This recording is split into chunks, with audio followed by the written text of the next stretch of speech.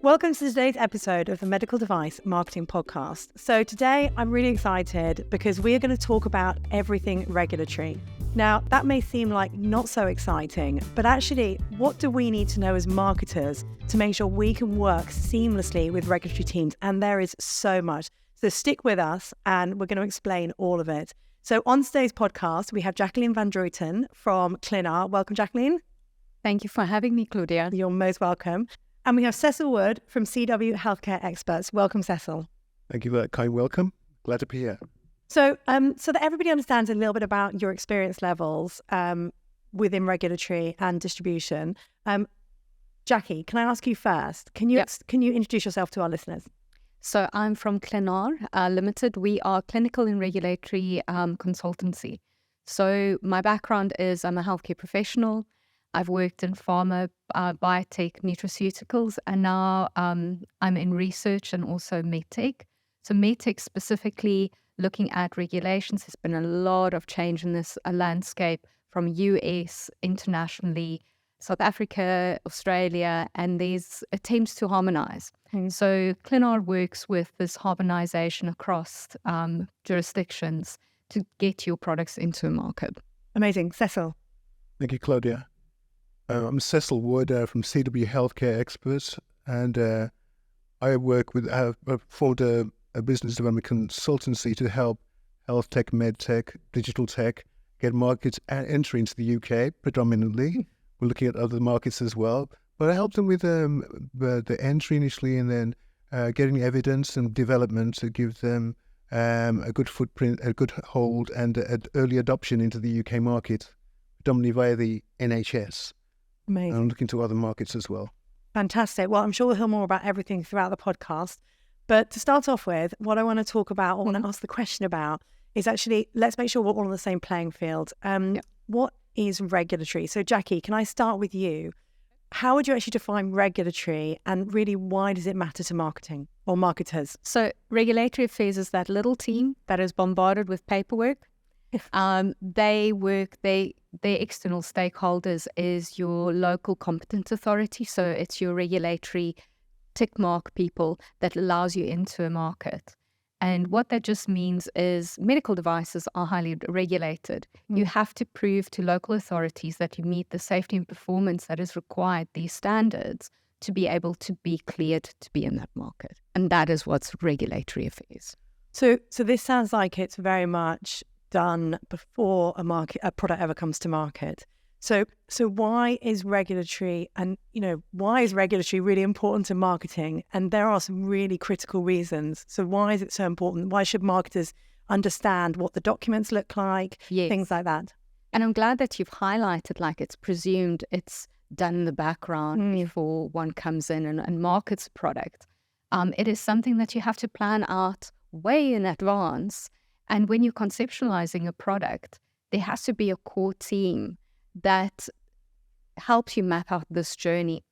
It is really important because for a marketer and a product manager to create seamless material that supports not just its market entry, but its success within the market, you have to have this ongoing conversations with your regulatory team.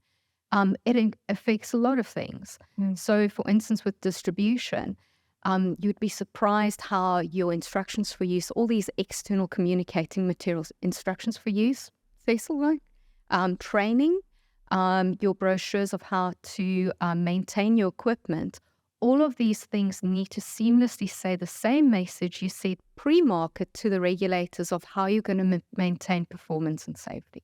And actually, that was really interesting because we spoke before the podcast about this. Yes. And I think the thing that was really interesting is if your training materials or your information for use hasn't got good enough usability, then in fact it can impact your results later down the road. So when you're looking at post-market surveillance and things, you could potentially even change your clinical results that you had regulatory approval for. So it really is very important that marketers understand these documents and understand how to support regulatory teams to get the best outcomes when the device goes to market. And also marketers experience a really bumpy ride with regulatory teams.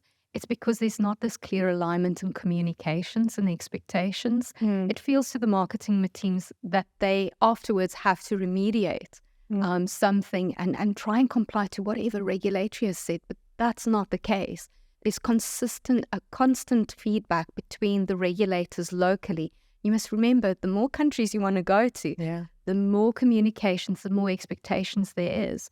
So staying aligned and working together and saying the same things and working on the external communicating material, whether it's your IFU, those training materials, that it consistently aligns and it ensures that performance. It makes it so easy that it's not such a bumpy ride for the product managers. And I think it's we say it's difficult for regulatory and marketing sometimes to work together, but actually I think maybe it's a lack of understanding, if I would say that, of actually what you guys have as regulatory teams, in the sense, what documents do you work with and how can we use them as marketing teams and how we can help you. So I know a great example and something we work with all the time. So anybody who works with us on a regular basis will know, like, your CER, and we'll talk about that a little bit later. So, that includes all of your claims. So that includes all your clinical evidence. Actually, that's an amazing document to have to understand what you can and can't say in your marketing materials. Yep. And actually your intended purpose. And again, we'll go through that a little bit later. But, if you understand what's in your intended purpose for a device, again, exactly what you can and can't say. It's very black and white. So actually, your regulatory teams, and Jackie, you say this to me all the time, but your regulatory team really can be your best friend. Because if you work really closely with a regulatory team, not only do you know exactly what you can and can't say, but you also know how to get documents really quickly through regulatory approval, which is obviously a bit of a nightmare. Cecil. And when you're talking about the regulatory aspects as well, you have to keep the end in mind, as it were, and think about the market and what the business development team or the sales team might want as well. So you've got to have an idea of early on of who your economic operators are going to be. Yeah. We'll come into that later as well. And we'll define what all those mean as well. Like the distributors and things like that, to make sure that you have thought about these things in advance, so that things like communicating the instructions for use and training are very clear when you can pass that message on through the service level agreements that we'll come onto as well a bit later on. And I suppose there's also, so your device gets used correctly in market again, so you get the best results, you get the fastest adoption. Yes. It all flows down the road. But I want to turn what you said, the regulatory is marketing's best friend. I actually want to turn it around, that marketing is regulatory's best friend. Yeah. You guys can articulate and visualize in ways that we can't. Yeah. We often talk about it. You ask me, Jackie, that's really wordy. I just go, oh, this is kind of expected to me with local authorities and the legal jargon.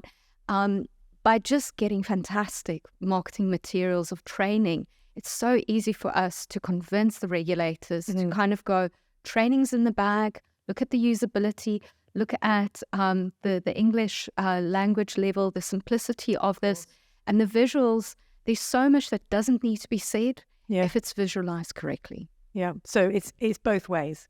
Absolutely. Yeah, and there is so much synchrony, which is fantastic.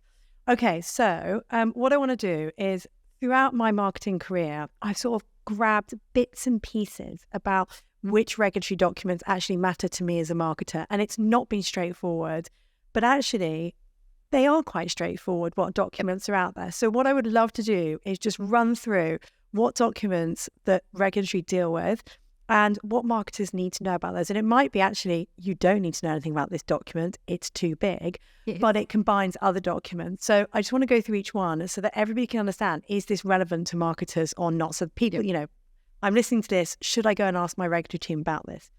Okay, so I'm going to come back to something else later. But I'm going to start with something that people probably hear a lot about, is things like technical files. Yes. What do marketers need to know about a technical file, and what is it and how big is it? So I think just in the interim, the technical file is everything in the kitchen sink. Yeah. Just know what to call it. Yeah. So it depends which jurisdiction you're in. It has a different name. If you remember these three, you can't go wrong. So technical document means you're referring to Europe. Technical file might refer to Europe sometimes because it's the old terminology that they use for the old directive. The technical file is generally used for the UKCA. Okay. And then when they say dossier, they're talking about the US and Canada, most likely. So these are the same documents. some tweaks in them, but these are the same documents. They just have different names depending on which jurisdiction you're in. And if you say documents, remember everything in the kitchen sink. That is the light take on it. It is giant documents. So I'm just going to fast track it to the ones you should be really excited about as a marketer. Yeah. And the two things that I would really highlight is a clinical development plan, Right. also called the CDP, Yeah. and the other one called the CER. There's a few other things, but... So first of all, can you tell me what those mean, not in acronyms? Okay. Yeah. So the clinical development plan is literally the C document that creates the whole technical file. So when you're conceptualizing a product, even if you have a legacy product that you want to update, it will start with a CDP. And the CDP is when people like us come together, where the head of regulatory sits with the product manager, which is marketing, sits with the development team, sits with the engineers, and we start talking about what a product, what the market needs, what we can make, what is our strengths, what is our strengths in certain regulatory areas. And it will start the chapters of your technical file. So your clinical development plan is something that evolves over the life cycle of a product. It is a very high level executive document that once there's problems at any point with a product, the executive team will take the CDP and say, okay, we're having this problem in this one market. Can we make up the shortfall in Brazil or whatever else? What does that entail, etc.? So it's a very high level document, very exciting document to be part of. And generally, if you're starting your career, you don't always see the CDP. So that is when there's a synergy and a very open talk, loose talk and scenario planning. So on your clinical development plan, where do marketers particularly get involved in the clinical development plan? All over. So can you give me a scenario? So for example, if we were talking now, I would probably say, so in the CDP, it'd be like, what claims do we want to be able to make about our device? Yes. And then are those possible from a clinical, so then we map them into the clinical plan, exactly, into the clinical data plan, how we're going to get that data. So take one step back and see the CDP as a very lucid document when there is no product. Yeah. So I've got two scenarios. I've got a legacy product that I want to update. So that will have like a remnants of the CDP, but we know we're discontinuing this product. And then imagine a product that has never existed and it's real, new and novel. When we start talking about a new product, it is so many ideas from different perspectives, subject matter experts that come into play. Your role as a marketer in that CDP document is to push and pull the executive team to kind of go, there's a market for it or not. It's to push everything you have learned from that legacy product into the future to say, we had a lot of usability problems. We had a lot of lack of clinical data because we didn't have that investment. This is why it didn't do well last time. Yes. This is what we need to think about this time. Cécil will come into the room and say, we had a lot of distribution problems. We had distributors that was, mainly set on fast-moving consumables. And actually, we are a niche product and we have a specialist team that we are selling to.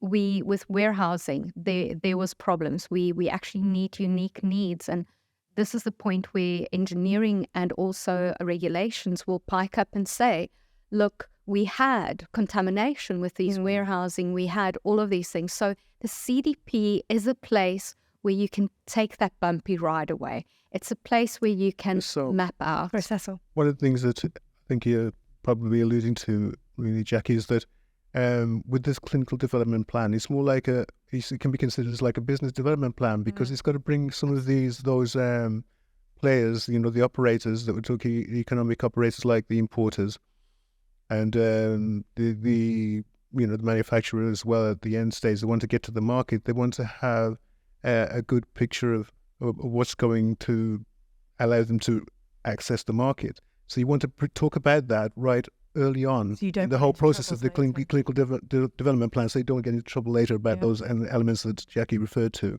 So it's get that early in the plan, Yeah. and then you have a better communication that marketing will do in reaching the audience, the target market. That makes total sense. So it's really getting everybody in a room, so marketing, regulatory, everybody, and saying, right, this is where we want to get to, and these are the problems that we could potentially experience getting to that. How do we stop them now?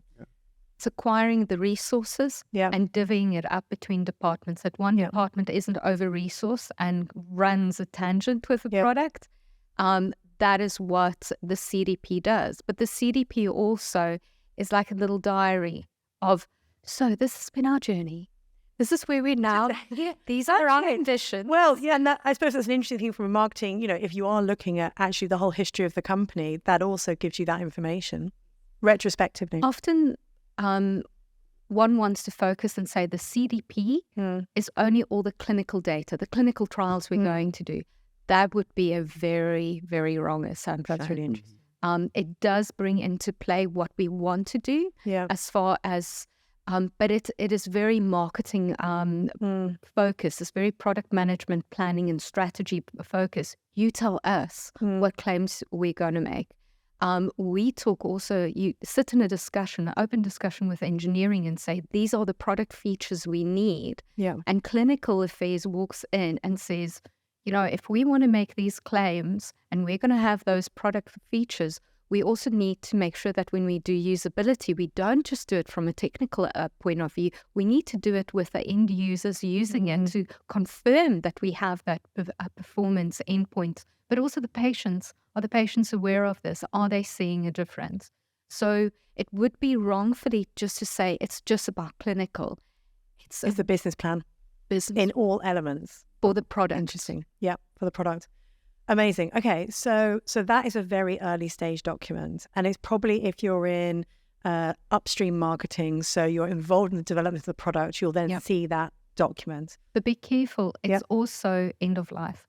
This is a document that does all the life cycle planning for a product. So when you're going to take it out of market and discontinue it, your CDP steps in a very big way to pull it back in and make sure that there's post-market obligations to take it out of the market. And that game plan you get from the CDP. So the CDP is throughout the life cycle. So although it's developed very early on, it's throughout the life cycle. Now, is it updated as the life cycle continues? That's it.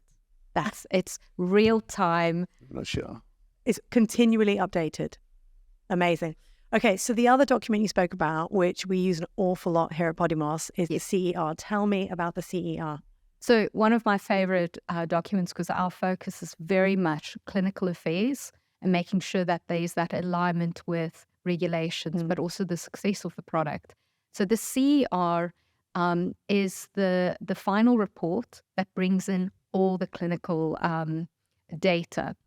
Now, the CDP flows into the CER, but the CDP also flows into every other report or plan that you need to do.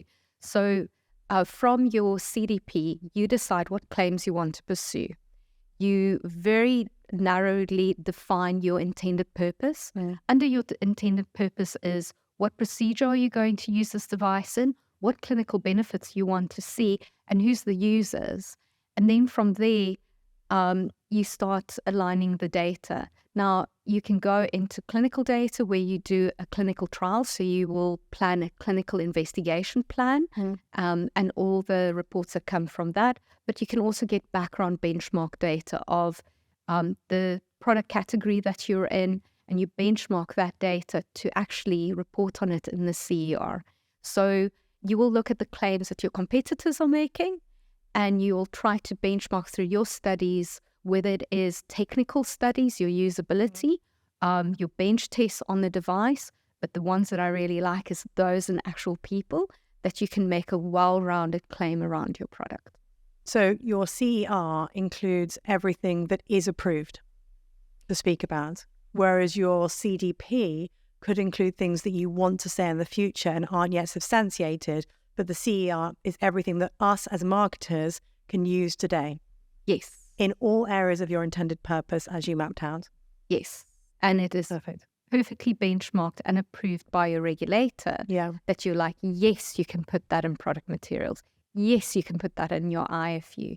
So that is a very strong place where you do not deviate and get creative of anything that is not in the CER. Yeah.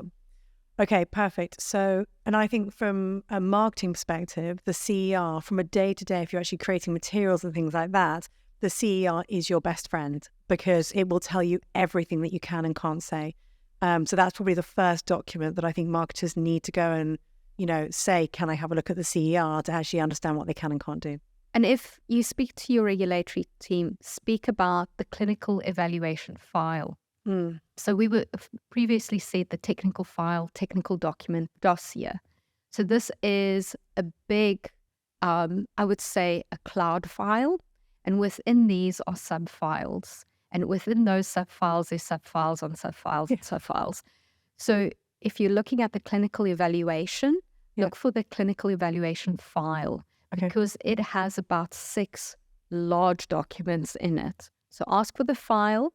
The final kind of result of all the activities is called the CER, Clinical Evaluation Report, but it's got a cute little sister document called the SOTA, the state of the art. If you want to know everything about your competitors, technical sense, that you can benchmark and compare, that document is incredibly helpful and useful to give you an idea of the clinical market you're playing in. And actually, that's a document that we worked together on before the SOTA. And it is amazing because it does give you all the information. So how often is SOTA updated? Just to give an idea to our listeners of if they go and look for the SOTA, is it even relevant? Because, of course, the market changes so quickly. Yes, you have to update it every 5 years. Okay. But my feeling is the way that technology is moving, what was relevant, 30 years ago, you can update things every 10, 20 years. I can see that that is going to update at the same pace as a CER. So at the moment, the CER between 2 to 5 years, every year if it's a class 3 high-risk device. They say state of the art every 5 years, and this is how it's stated in the regulation. So if you're planning and looking at SOTA, do it every 5 years. I would say proactively the way that technology is going, every 2 years, go and look at it. And when we discuss post-market surveillance, I'll give you a little bit more reasons why I believe there is a more active trend that you need to look at where the state of the art is going. Okay, amazing. It's a very interesting document, the state of the art. And for people who like clinical data and systematic reviews, I think the state of the art is a fantastic thing to go and review.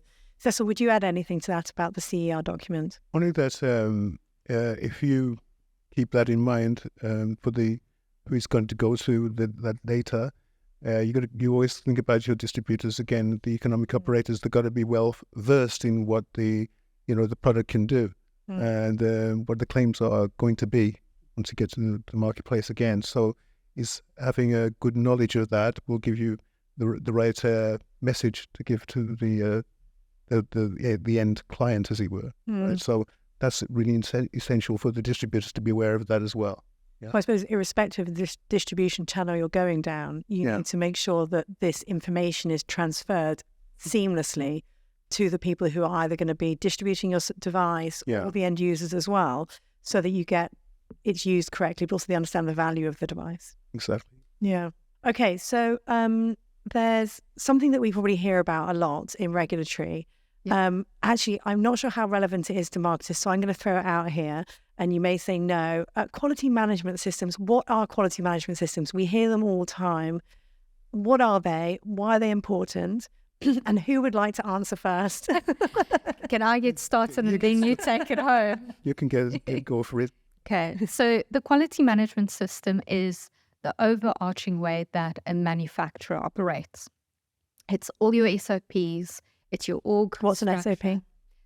Standard operating procedures. So it's all your procedures, it's your org structure and how things get done from start to finish, and also how everything gets documented. The thing is, your quality management system also overarched your third-party providers. So they need to abide with the quality management system that you have. So just to confirm, so if you have a quality management system that says my device needs to be manufactured in this way, you must follow this protocol. Yes. Then, But it might not be that, it could be something else. But then if you work with a third party like a distributor, they must maintain that quality management system all the way through. They should, Yeah. or they must have their own QMS. Okay. All of this has a standard, an international standard that it needs to abide by, and it's one of the things that you need clearance for. So once you have clearance for your quality management system, that it's up to the medical device ISO, then every year you get inspectors.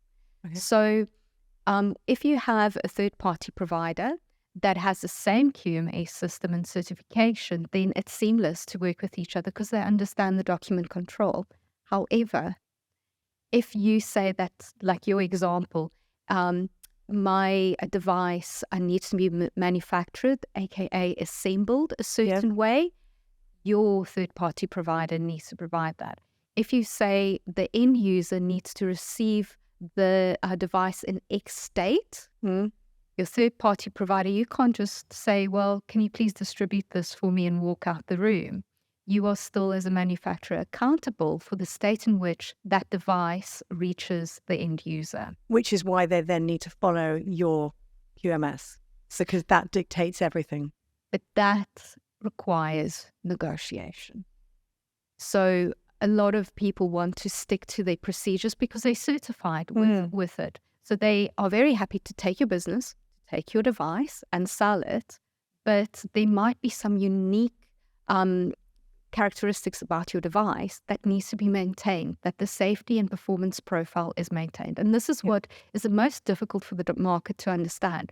All the regulators are on about is whatever you are CE cleared or whatever you are claiming, can you ensure that the safety and performance of what you're claiming can be maintained in the market? Yes. So your partners need to ensure that that quality is assured. So your QMS is really a place where all your documents and all your procedures are held. Your marketing materials would also sit in your QMS? Yes, but see the QMS as a living, breathing, alive system that communicates and it churns out these processes and outcomes, and it monitors, it checks. It is the communication system, it's the documentation system. It's something that is alive. It even underpins your HR to say this is the kind of person that needs to assemble this device. Interesting. So if your HR says with manufacturing, this is the kind of engineer that I need to assemble it, if your third partner does not have that type of expert, you need to make sure that there's a service level agreement to kind of say this is the expertise that we need. It's interesting because it's all about safety, isn't it? It's all about safety and efficacy, safety and outcomes. So it is really everything that you're doing from a regulatory point of view is saying we need to ensure that it maintains that throughout the life cycle, throughout going to so from when it leaves us, when manufactured by us, leaves us and goes to the patient, that all our data will be the same when it gets to the patient. I think you've got to ensure that everything is transferable in terms of the quality with which you made the device. When you pass that on to your economic operators like the distributor part of it or any of the support that you're getting, it has got to be a similar level of quality that you're able to put it into the marketplace. I think that's what the beauty is of having the QMS. Is there to maintain the quality and then to transfer it to all of those operators that will be putting the device into the marketplace. That's what I really like to emphasize, really. I mean, and I think this is also why it's changing the whole distribution of medical devices. There's a lot of distribution models which will include sales and not just the warehousing and logistics. But because we are seeing this technological boom, but also regulatory boom, that we're becoming more and more aware of hazards that didn't get to the spotlight previously because we're doing more toxicology testing, biocompatibility testing. We are realizing that there is a steady state that you need to keep that device throughout the process. And this is making distribution a lot harder. It's no longer a one-size-fits-all.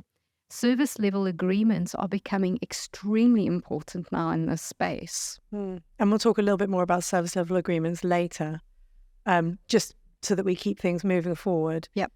So can you give me an example? You talk about it's really important that a device is maintained. Actually, maybe this is going into service level agreement stuff, but you say it's really important to keep a device maintained in a certain state. Yes. Could you give me an example of that so that it's really clear to the listeners what you mean by that? So if you sell a device that is marked as clean, and in the clinical evaluation and biocompatibility reports, we pick up that cotton fibers, if inhaled through breathing circuits, is actually really bad for your lungs. So cotton fibers on our skin when we're walking around is not a big problem. But if it goes to the lungs don't necessarily like it. All of a sudden, you have this strange little warning and terms and conditions of, if we are going to store these devices, we shouldn't get any cotton fibers that actually come into these circuits, because it could cause certain reactions that is unanticipated. Now, all of a sudden, you've manufactured it, but you give it over to a distributions partner. If you just give it over and you don't clearly on your if you put that warning, you don't clearly provide the training, and you don't clearly have a validation to make sure that their warehouse facility is not next to cotton fields or doesn't distribute cotton products, it's all going to go lost in translation, and that hazard can actually materialize. So this is an example of trying to get something in a steady state. It doesn't matter anymore. And I think in the past there were these silos. Oh, we're the manufacturers. It went out our doors, and it was with our distributors. Well, go and speak to them. They have their own quality management system. But actually, it's about outcomes again, isn't it? Yes. Also, it comes down to outcomes. If the distributor gave it to the NHS and they store it in the cotton cupboard, where is it? So it's this traceability has become, and then this is where the CDP is also really important. We know the whole journey of the product. If we identify hazards in the clinical development plan or the biological evaluation plan, we have to plan throughout what agreements needs to be in place, and also what needs to be in your marketing materials, your instructions for use, your training materials, to make sure that these hazards don't materialize. Wasn't there also then a situation, Jackie, where if you swap as a component, that's considered to be in breach of what the device has been authorized to be used in by the manufacturer? Yes. You can't look the other way and say, well, we have a distributor and they will assemble a device. We don't need a license for medical device. We're just selling components. As soon as those two components are put together and it meets the legal requirements of a medical device, even though you have a contract with a distributor, the fact that they amalgamate and they put this device together immediately makes them a manufacturer. So you have to check throughout your distribution chain that nobody meets the definition for another responsibility they have under the regulations. And this is what we are realizing through this whole map out to market of, you've got to make people aware through service level agreements of what roles they are playing in the market. It's interesting because all these documents are so intertwined, aren't they? So we're talking about the clinical development plan, which was really early on stage, but actually goes all the way through the product life cycle. But that's about what do we want to get to and what problems are we going to bump into along the way, which is like cotton fibers could be a problem. And then you have your QMS that will actually document everything that you need along the way. So everything, how you do everything along the way, and then how you move it forward to go out to market and things like that. Again, looking for cotton fibers, if we're using that example. But then at the end, you've got your CER once you're approved, which is everything that you can and can't say, what your state of the art looks like, where your competitors are, what their clinical data looks like as well. But they all tie in, because if you want to have a really strong CER and you want to maintain that over time, once you're in the market, you've got to make sure your QMS is strong, and you've got to make sure you foresaw all the issues that are about to come your way in your clinical development plan. Because if you didn't do those, you'll end up with problems when you get to market. And I think the biggest message that's coming out of all of this for me is it's about the patient. And actually everything that you're doing from regulatory and distribution channels is about maintaining that quality outcome for the patient. Patient safety is the leading factor that's making all the change. The outcomes as well, because it's also about using the device correctly so that you get the best outcomes for the patient, because it might be if you don't use it quite right, you don't. So it's actually, regulatory really are marketing's best friend, because we're all fighting the same fight here to actually get exceptional outcomes for patients, whether that's through training materials, QMSs, clinical development plan, et cetera, et cetera. But marketing is key in making that communication easier to spread. People easier to train, and to get on the same page a lot quicker through visualization, through videos. Regulatory undertaking this kind of work, it's just, we do not have those skills to help communication come through. Business development, as much as they are fantastic at connecting people, they cannot do marketing's work in the sense of articulating something correctly, having it well understood, and also definitely not putting visuals together. It's imperative that we all work together to utilize our strengths. Yeah, no, but we can't. It's everyone working together, isn't it, to get to the right outcome for sure. Great. Okay, so the next report I want to talk about, this is a really interesting one actually, because I think this has a lot more weight or has a lot more implications than I think people normally realise, and especially for marketing teams. So I want to talk about the usability report, what that is, and why should marketing care about it? Who would like to take this one? I think the usability report will be testing the device in situ with the patient. We talked about the importance of the patient, and is the device they're using, is it easy to operate? Is it actually straightforward? Are there problems with it? It's like to confirm that it's actually usable at the end point where it's meant to be delivered, and that's what it's all about, really. Jackie, what would you say? And I think usability, there's a reason why we have to talk about it very early on in the clinical development plan, because it means different things to different departments. So business development is thinking about the end user. They're also thinking about the distributors. The instructions of maintaining the devices. It's easy for me to train the maintenance partner that will do the servicing on the device. So for usability report, often, if you look at it at early development in the device, the engineers are all over it. It's about whether this, and it's really important. It is extremely important, and it's extremely time consuming when they try and get, the button strength right. How many times do I press this button before it cracks? Because this has to last 12 years. It's extremely important that they do that work well. But if the usability for all the other things are not done, it undermines the hard work that the engineers made. So usability should be extended beyond just the design of the device and should be extended in the whole journey.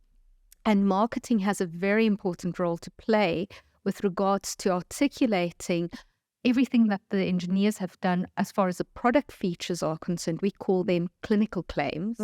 And then going, well, before it gets to the user, the end user and the patient, there's other stakeholders that need to maintain the performance and the safety. And this is what we need to train them. Is that training material adequate? Does that even exist? So that should be all-encompassing in a proper usability report. I think that's the really interesting element. And we spoke about training materials before, Jackie, and what you're seeing coming back as non-conformities at the moment. So I think this is where it's really eye-opening for marketers that actually the training materials are absolutely critical, not only to get the initial regulatory approval, but also to maintain it and maintain your results post-market. And the return on investment long-term that you'll get from a good usability report and getting marketing involved, nobody can visualize and articulate like marketing and the product managers can.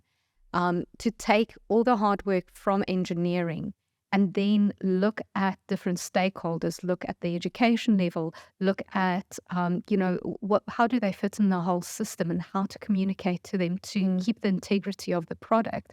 It's extremely difficult. Well, actually, simple is difficult. I think, often what we find is, engineers, they know so much about their device, and even product managers, they know so much about their device. It's actually, how do you articulate that in a really clear way so that it can't be misconstrued? Exactly. And that's the skill of, or the information you get off the usability report. You've got to be able to propagate that knowledge of how to use it by another party and be confident that it's going to be used in that way. Yeah. So articulating it and sending the message, all the detailed way of describing how to do it is really important. Yeah. It must be communicated right down the line accurately and so you can trust it. Totally. And how can you check that you can trust it? Because, one thing is obviously looking at things like human factors, so you could actually potentially do a human factor study. Do you see that at all? And what I mean by that is you create the training materials and then actually you go and have a look at it, actually how it's practically used. Yes. So is this actually easy to follow? Am I getting mistakes? Because that could be hugely useful for medical device companies. Are you seeing that as part of regulatory approval? Isn't usability, yes. Isn't the language actually got to be readable by a 12-year-old or something initially? Yes. Standard English. Yes, we are seeing it coming through a lot and fast and furiously. Yeah. So often in the past, it was a bit of a lower threshold, a way of getting through quickly, a quick excuse to say, how are we going to overcome that the user uses it right, the IFU? How are we going to overcome these and these problems and these adverse events? Oh, it's going to be the IFU. It's going to be the training equipment or training material. But now the auditors are going and looking and they're going, oh, it will avoid bleeding, the training equipment. Now show me how the training is going to avoid the adverse event of bleeding. Interesting. They will go and look at detail and they're like, well, what error needs to occur for there to be a bleeding event? Well, I can't see where you're showing any users how to do it. The same thing with if a device is incorrectly assembled. They go, well, we've got an electrical safety certificate and we've got a procedure manual on how to assemble the device.